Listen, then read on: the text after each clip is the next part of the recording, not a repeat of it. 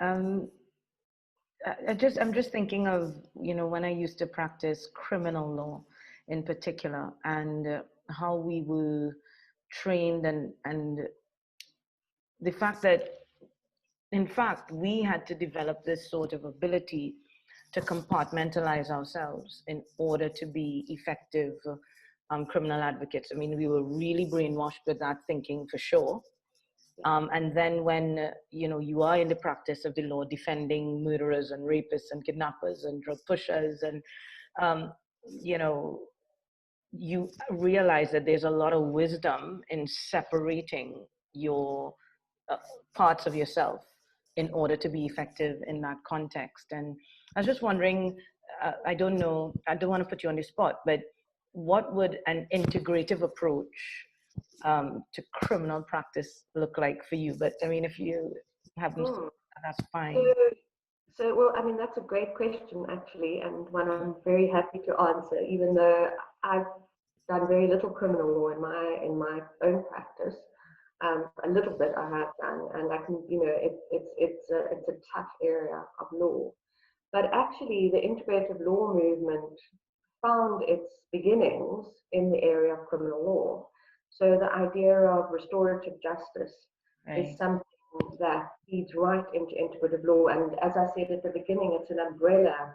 Integrative law is an umbrella term. And so underneath the umbrella comes restorative justice, which is around seeing that, I mean, you'll know what it is, but I'll just sort of explain it quickly. Restorative justice is about not seeing the law as a sort of hammer that you can hit someone with when they've done something wrong to punish them, but rather using the legal system to help to restore relationships and to help those who have committed a crime, which is often the result of it is always the result of some external influence, and it could be drug addiction or domestic violence or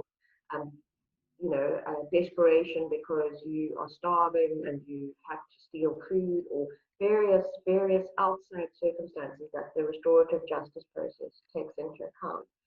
And what it tries to do is the goal of restorative justice is to get the victim or anyone who has been impacted by the crime to give them a voice.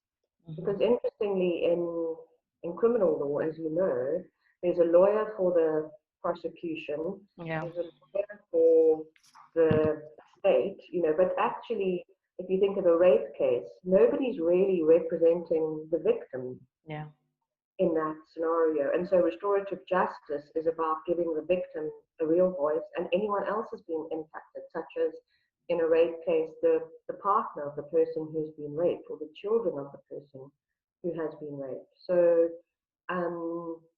it's very powerful there. And one of the things that we've seen in South Africa that has worked really well is the use in some cases of drug courts, where people have been found guilty of a crime but have a drug addiction problem, where they are actually supported to go into rehab and get over their addiction and to rebuild their lives, rather than sitting in prison using drugs and learning more ways around how to defeat the justice system.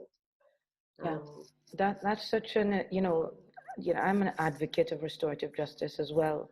And I think the beauty of that approach recognizes that justice is not one thing, left or right or black or white, that justice is actually a property, an emergent property, I think, of many interacting and component parts, and I do a lot of research right now in the area of complexity theory. And so when I think about restorative justice, I actually see it as an attempt to understand, give voice to all parts of a system around an issue, and to understand the relationships between things that brought a particular situation to bear, and therefore to identifying more effectively than a courtroom what the underlying causes are, and therefore what the best solutions we can experiment with would be.